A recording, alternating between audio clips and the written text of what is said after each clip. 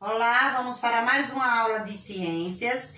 Peguem o caderno 1 e abram na página 29.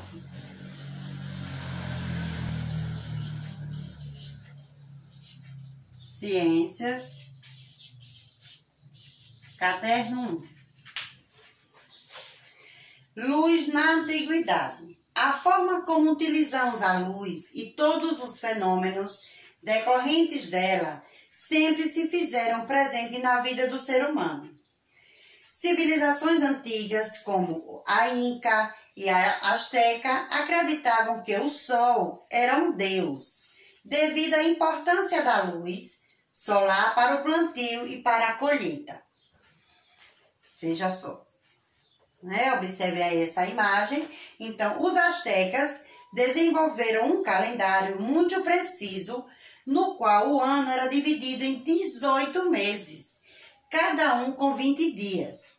Nesse calendário, o deus Sol foi representado no centro devido à grande importância que tinha para esses povos. Ainda na antiguidade, vários estudiosos dedicaram seus estudos à tentativa de explicar os fenômenos relacionados à luz e à sua natureza.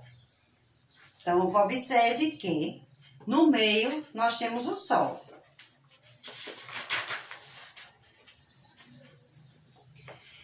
Acontece algo preciso quando a luz do Sol atravessa um objeto triangular de vidro ou plástico transparente chamado prisma óptico.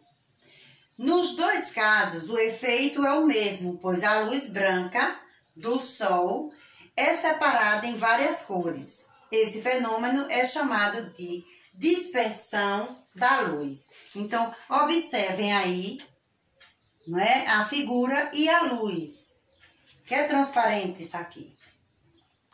Então, veja o que acontece, não é? Então, a representação de um prisma. Em 1666, Isaac Newton realizou um experimento mostrando a separação da luz branca em suas cores através de um prisma.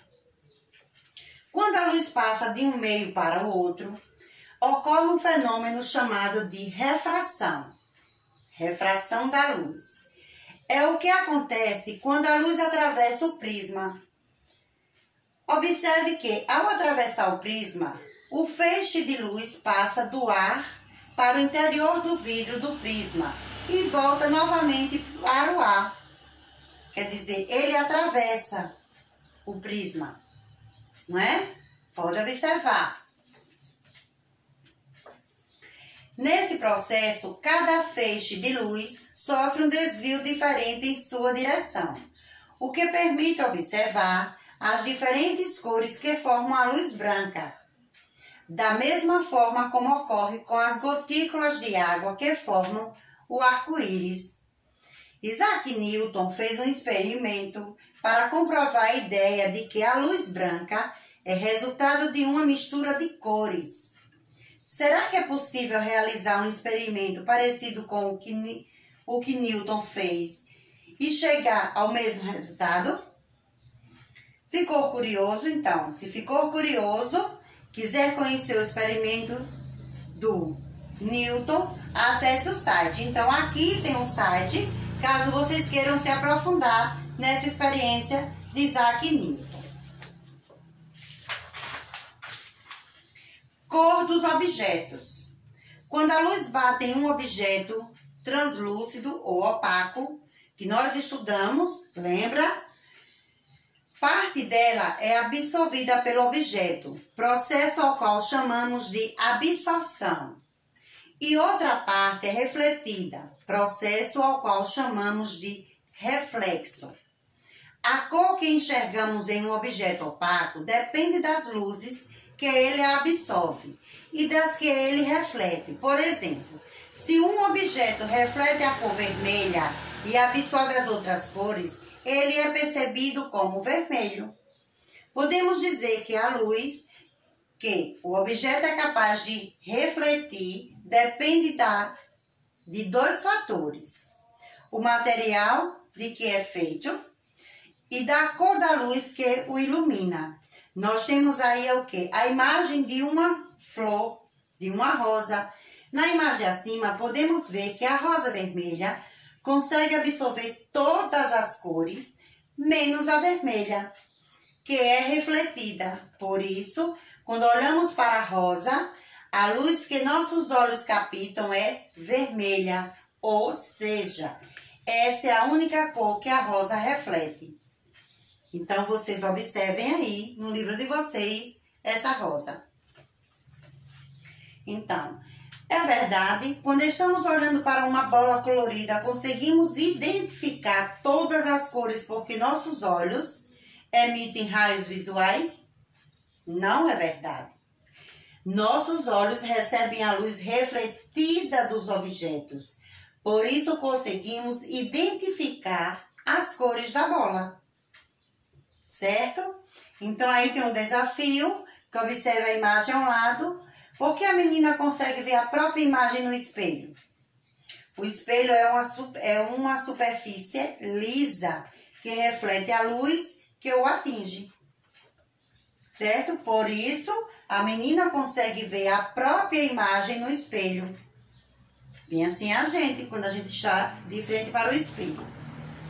Então, os seres vivos e a luz. As plantas e outros seres utilizam a luz, o gás carbônico e a água do ambiente para realizar um processo chamado fotossíntese e fabrica o próprio alimento.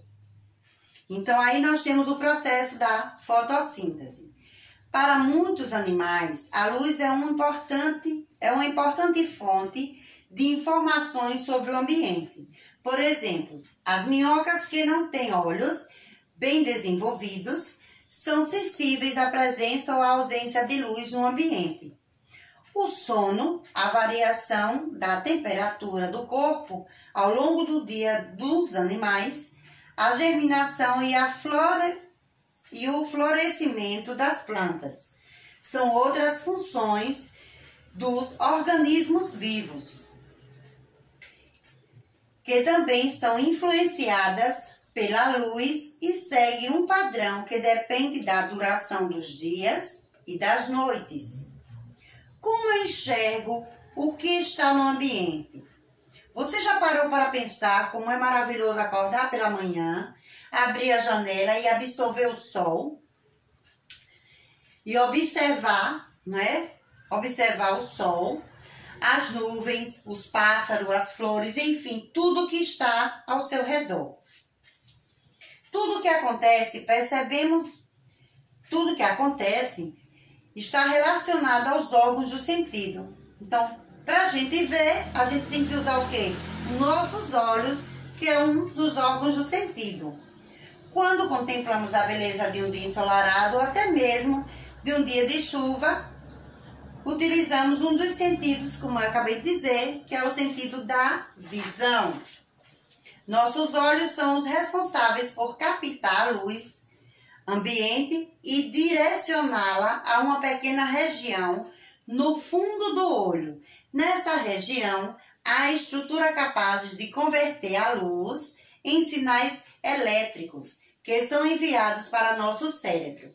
No cérebro, essas informações são processadas e compreendidas. Observem aí as imagens. Observem aí no livro de vocês. A luz dos objetos é direcionada até o fundo dos olhos, onde estruturas convertem a luz em sinais elétricos que são enviadas ao cérebro. A visão é o sentido que nos permite perceber a forma, as cores, a distância, o tamanho e outras informações de tudo que vemos. Os olhos e a luz. Quando observamos os olhos, podemos ver uma parte colorida chamada íris. No centro da íris, temos uma região escura chamada pupila. Os supercílios protegem os olhos da luz e também do suor. As pálpebras protegem da luz e do ressecamento.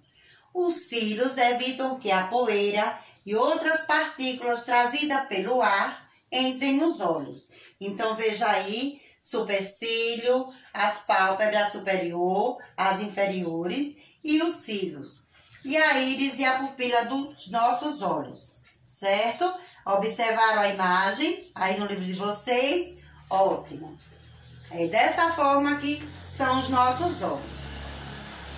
Então, a íris controla a quantidade de luz que penetra nos olhos e assim interfere no tamanho da pupila.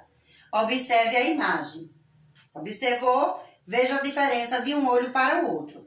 O olho humano, tamanho da pupila. À esquerda no escuro, à direita em local iluminado. Como é que ela fica? O tamanho.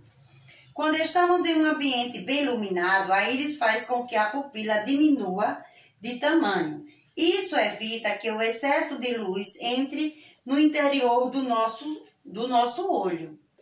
Quando estamos em um ambiente pouco iluminado, a íris faz com que nossa pupila aumente de tamanho. Isso permite que a maior quantidade de luz entre no interior de nosso olho. A regulação da quantidade de luz é importante para permitir que a visão dos objetos seja adequada e também para que não haja dano no fundo do olho, região repleta de receptores de luz que promovem a visão. Cuidados com os olhos. Existem pessoas que têm dificuldade de enxergar objetos que estão perto ou longe delas. Observe a situação. Então, João, você não consegue enxergar muito bem. Seria bom você saber se não precisa usar óculos. Como no meu caso, eu uso óculos por quê? Porque eu não consigo ver certas coisas de longe. Então, eu tenho a necessidade de usar o óculos. Da mesma forma, outras pessoas, né? Como temos também alguns alunos que usam óculos de grau, pela necessidade. Então, anotem aí a páginas que vai ser usada para casa, no caderno 1,